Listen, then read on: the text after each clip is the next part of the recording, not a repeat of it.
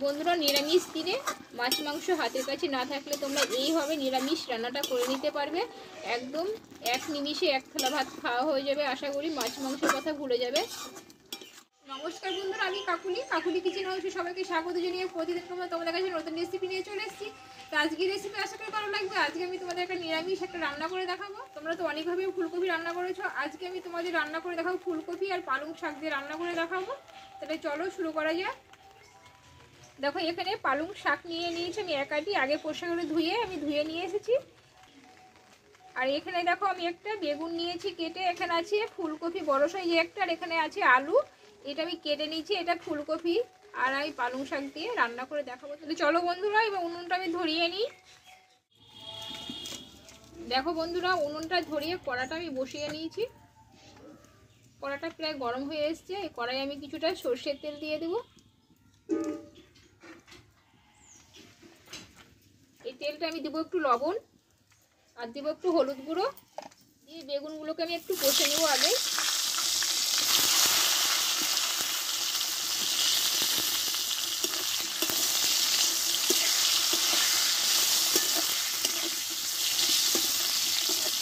হলুদ লবণটা বেগুনে মাখিয়ে নিতে পারো।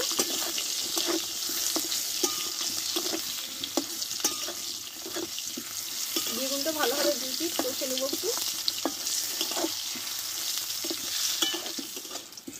দেখো, বেগুনগুলো ভালোভাবে কষে নিয়েছি, আমি তেল থেকে তুলে নেব বেগুনগুলোকে।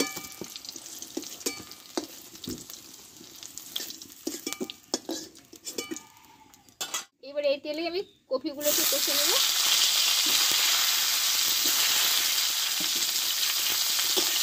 একটু অল্প আছে, কপিগুলো আমি ধীরে ধীরে কষে নেব।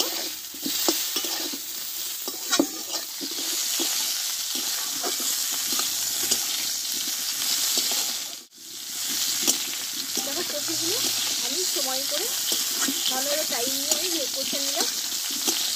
এবার তেল থেকে তুলে নেব।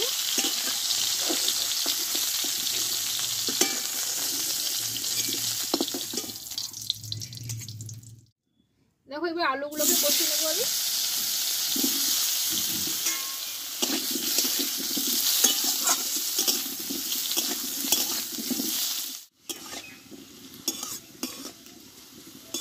দেখো বন্ধুরা, আলুটা আমি কষে নিয়েছি। একটু বাটনাটা বাটতে গিয়ে এক পিঠ একটু আচা আচা হয়ে গেছে।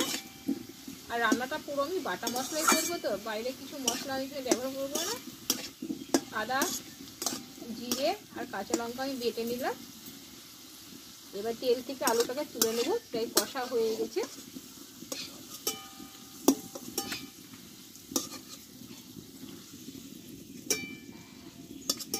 দেখো, এইখানে কিছুটা আমি কলাই ডালের বড়ি নিয়েছি, বড়িটা আমি ভেজে নেব।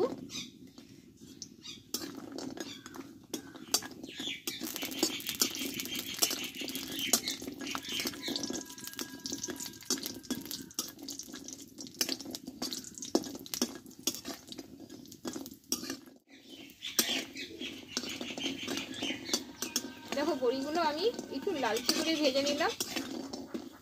এবার তেল থেকে তুলে নেব বড়িগুলোকে।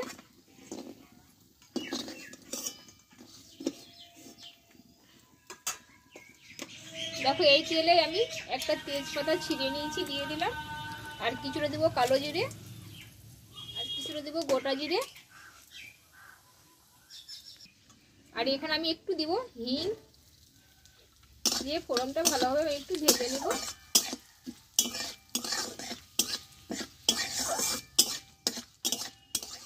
এবার এখানে মোটা সাইজের টমেটো কেটে রেখেছিলাম, টমেটোটা দিয়ে দিলাম। টমেটোটা একটু কষে নেব।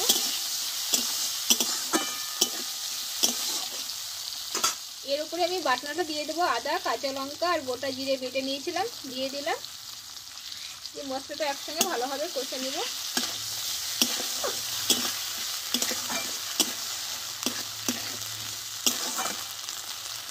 এবার দেবো একটু হলুদ গুঁড়ো পরিমাণ মতো, আর দেবো স্বাদ মতো লবণ, দিয়ে মশলাটা আমি একসঙ্গে ভালোভাবে কষে নেব।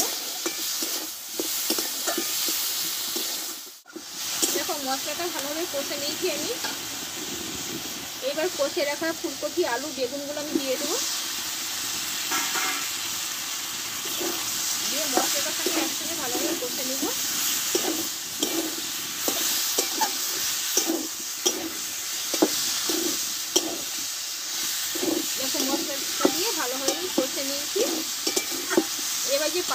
শাকটা আমি ধুয়ে নিয়েছিলাম, ধুয়ে আমি কেটে নিয়েছি। এগুলো আমি দিয়ে দেবো এর ওপরে। দিয়ে পালং শাকটা ভালোভাবে একটু আমি 3 থেকে 4 মিনিট মতো ভালোভাবে কষে নেব।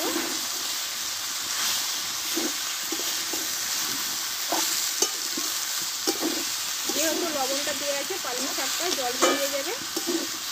দেখো বন্ধুরা, লবণটা দেওয়ার জন্য পালং শাকগুলো কম নিয়ে দেখো একদম হারিয়ে গেল, জল বেরিয়ে গেছে। তবু আমি কিছু সময় একটু কষে নেব।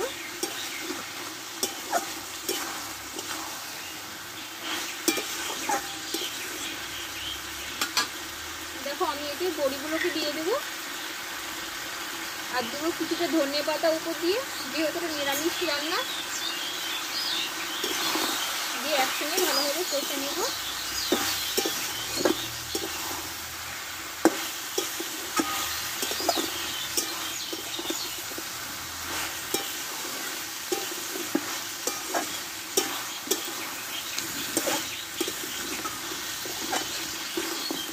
এবার দেখো কষা হয়ে গেছে। আমি এইবার একটু অল্প জল দিয়ে দেবো। তরকারিটা পুরো একদম মাখো মাখো হবে। দেখো জলটা দিয়ে দেবো। যেহেতু তরকারিটা আমি কষে রেখেছিলাম, এই থালাটাতে তেল আছে, সেই জন্য আমি জলটা এই থালাতে দিয়ে দেবো। সবজিটা কষে নেওয়ার জন্য পুরো সিদ্ধ হয়ে গেছে, তবু এই জলটাতে আর একটু সুন্দর সিদ্ধ হয়ে যাবে। একটু জলটা বেশি করে দিলাম।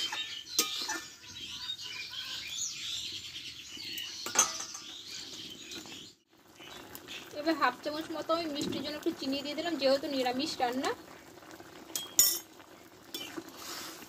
এবার 4 থেকে 5 মিনিট মতো আমি রান্নাটা করে নেব।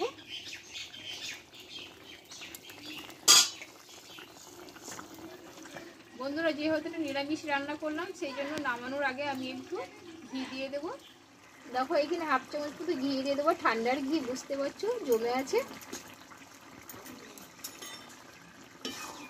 ঘিটা দিয়ে আরও আমি 1 মিনিট মতো ফুটিয়ে নেব।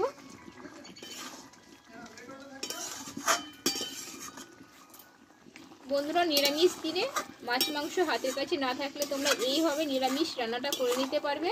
একদম 1 নিমিষে 1 থালা ভাত খাওয়া হয়ে যাবে। আশা করি মাছ মাংসের কথা ভুলে যাবে।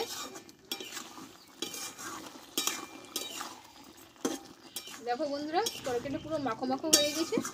যে ঝোলটুকু আছে এটাও টেনে নেবে। এবার নামিয়ে নেব।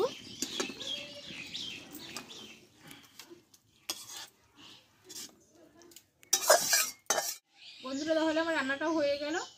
তোমরা নিরামিষ দিনে এইভাবে বাড়িতে বানিয়ে নিতে পারবে। সবসময় হাতের কাছে মাছ মাংস থাকে না। আশা করি ভালো লাগবে। তা রান্নাটা কেমন লেগেছে অবশ্যই কমেন্ট করে তোমরা জানাইও। আর একটা লাইক দিয়ে দিও। আর বন্ধুদেরকে সে মেলা করে শেয়ার করে দিও, সবাই আমার যদি ভিডিওটা দেখতে পায়। আর যে সকল বন্ধুরা এখন নতুন চ্যানেলটা আমার সাবস্ক্রাইব করেন, চ্যানেলটা সাবস্ক্রাইব করে পাশে থেকো। আবার পরের রেসিপি তোমাদেরকে ছাড়। তোমরা ভালো থেকো, সুস্থ থেকো। টাটা।